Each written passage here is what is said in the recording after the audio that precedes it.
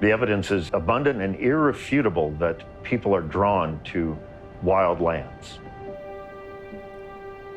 There's something that resonates in the human soul, in our human condition. And there is a particular resonance that comes from having whitebark pine forests present. It is unique within a landscape that's unique.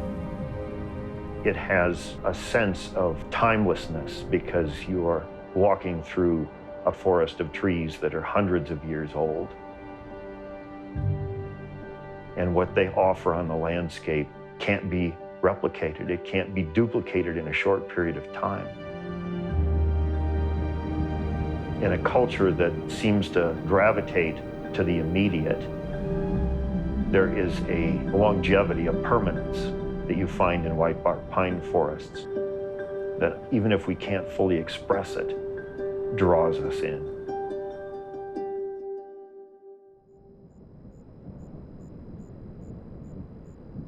The thing that I admire and appreciate the most about whitebark pine is its tenacity. You see this thing growing on the most amazing ridge tops and in these environments where no other tree can exist. We've been working with whitebark pine for several years now, and I think of it like our people. Our people have survived. Our people are resilient. There's something really magical about being in a really high elevation place that's really windy and really inhospitable, and to see these giant, beautiful things thriving. Whitebark pine is almost exclusively a high elevation tree within its entire range. They're the craggy, gnarled trees that you see at timberline. They're that top layer to the forest in the mountains, all the way to the Sierras and Cascades and north into Alberta and British Columbia. If you are going hiking at high elevations, you've probably passed a whitebark in the western United States and not known it. If you are going backcountry skiing, or if you're at many of the ski resorts in the western United States, you've probably skied past a whitebark and not known it.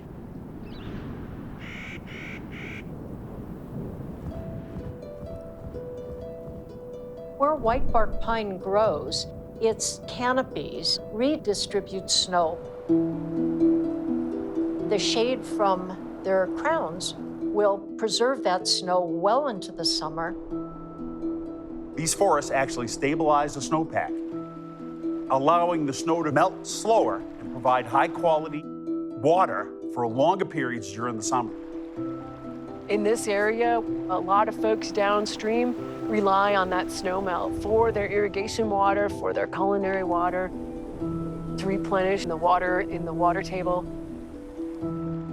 Whitebark pine has so many benefits, but probably the most important ecosystem service that whitebark provides is a wildlife food source.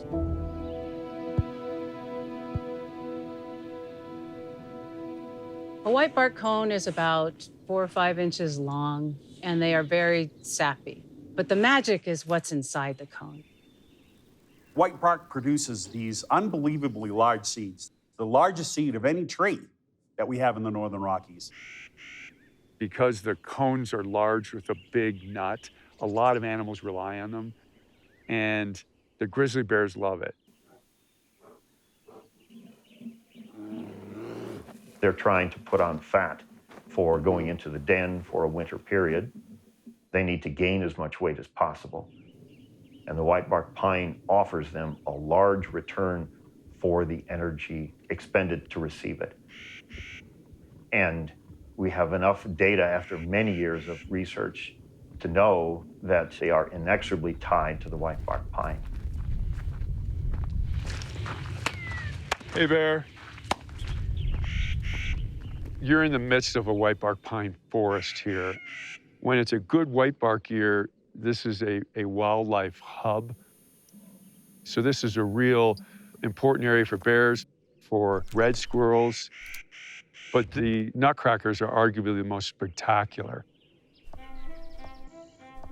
I think that the most interesting thing about whitebark that really catches people's attention is that fact that the tree could not exist without this bird that plants its seeds.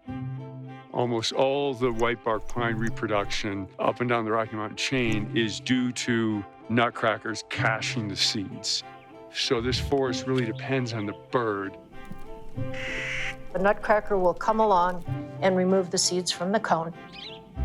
And then they bury small clusters of these seeds pretty much everywhere in the high mountain environment. They stash these seeds, sometimes up to tens of thousands of caches, and no one can believe that they can recover these things, but they do. They don't get them all, though. And so some of those caches grow into whitebark pine, and most of whitebark pine is established that way.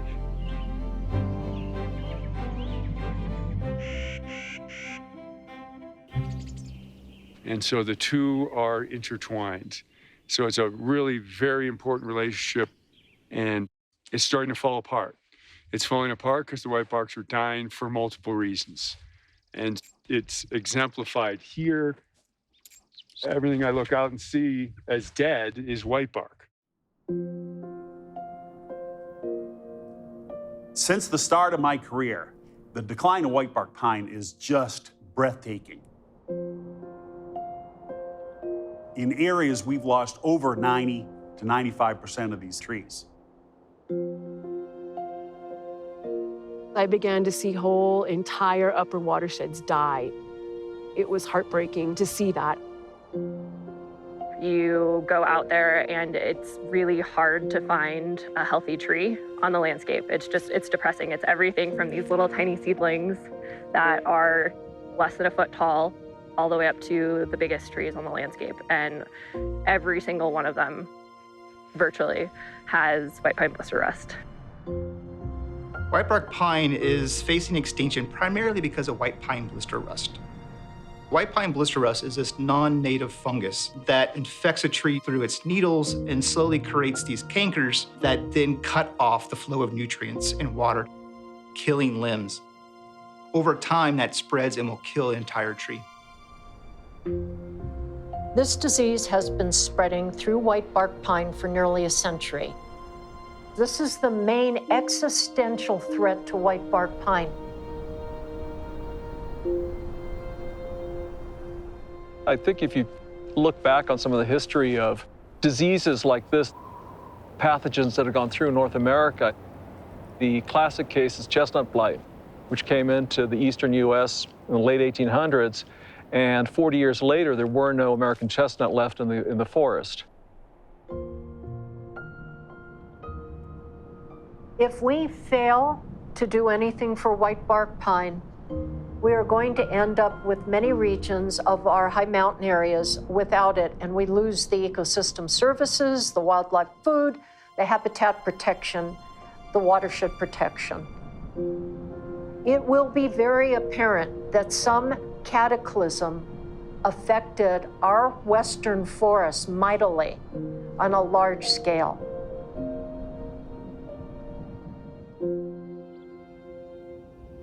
I don't think I'll need it.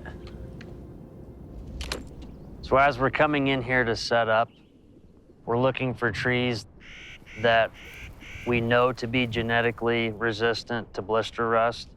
So these are the ones we're going to be caging in today. We have no cure for white pine blister rust, and the only recourse we have is to look for the small number of individuals in each population that seems to have natural genetic resistance. Those individuals are the foundation of restoring whitebark pine. These cones will be shipped to the Coeur d'Alene nursery in Idaho and eventually used to grow seedlings in the nursery. The seedlings we are growing have some level of resistance to blister rust.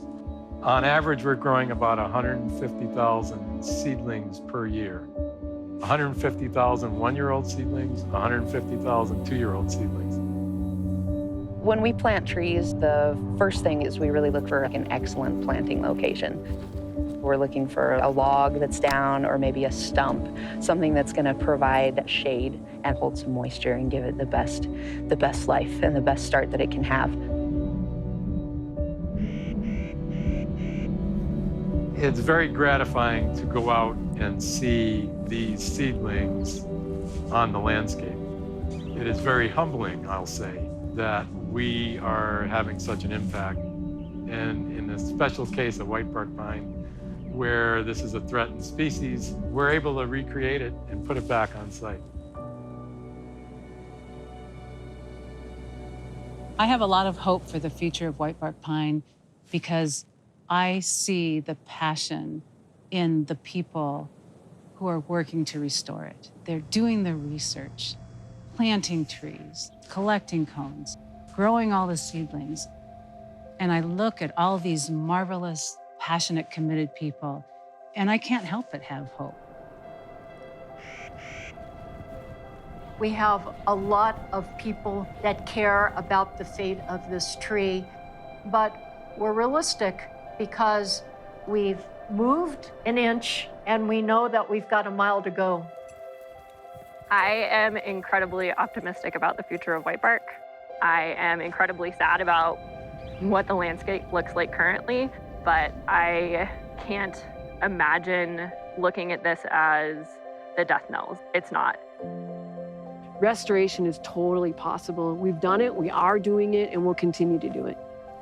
I want to be able to leave something for the next generation so that they can participate and see what I'm seeing and experience what I experience. When you're up at that high elevation and you're sitting in a whitebark pine stand, and the Clark nutcrackers are flying around, and it's magical. And I shouldn't be the only one who gets to experience that. You gotta think like, this is not just for me, it's for the future generation. The forestry program, for the first time in our history, planted 2,000 trees. I won't see those trees mature, but our grandchildren and our children are gonna see those trees mature. And that's, to me, what it's all about. About 90% of whitebark pine occurs on public lands in the United States. So it's critically important that we, as public land management agencies, are actively involved in whitebark pine conservation. I think the responsibility to restore whitebark pine rests with us all. No matter where the pine grow, we all have an obligation to make sure that this species, which is just so critical for high elevation habitat, doesn't wink out on our watch. The more that I've worked with whitebark, the more that I have hope. Because I understand now that there are things we can do about it. We have a plan forward.